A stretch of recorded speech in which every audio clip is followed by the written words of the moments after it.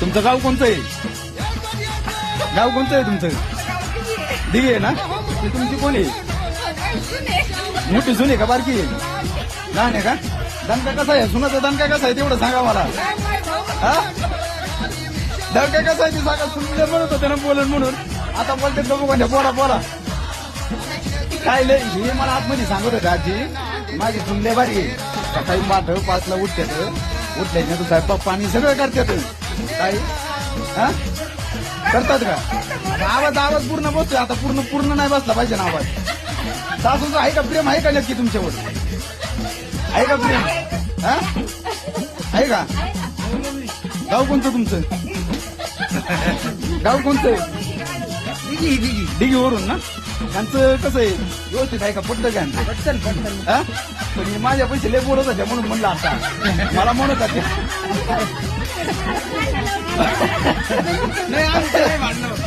माझ्या पैसे काय म्हणत होते माहितीत का? माझी सुनले बारी काय एकदा चाल म्हणलं.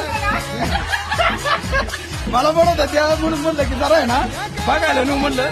मला मी बघायचं जरा बघू दे म्हणलं. काय हे काय इकडे काय नाना तुला 30 दिवस राहिलं त्याच्यात हे काय इथं आमच्या इथं पालखी आलेली दिघे गावची. त्यातल्या ही माणसं, त्याच्यातली ही यांची एक सासू. घरात आल्याच्या नंतर जरा बोलणं झाल्यावरती मला म्हणले की आमची सुनबाई लय भारी येत. तेव्हा म्हणून मग आम्ही इथं आलो. मग विचारायला चालू केलं. आता सुनबाई काहीच बोला ना तिथं. काय सुनबाई गप्प झाल्या. आता इथून पण केलं की जाताना सुनबाई सासूंचं बरोबर करणार आहेत. आता हे ठरलेलं आहे 100%.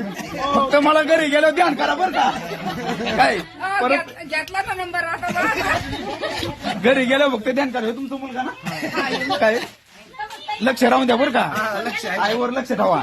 काय परत गेल्याच्या नंतर भांडणं बिंडणं करू नका. गेल्यावर भांडणं जर झाली तर मला फोन करा. मग मी मिटून देतो तुमचं. येणार आहेत ना? परत वेळेस आल्या मग या ना. गाव कोणतं तुमचं म्हणतात?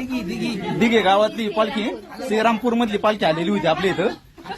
त्यातली ही 22 ही पालखी त्यांची.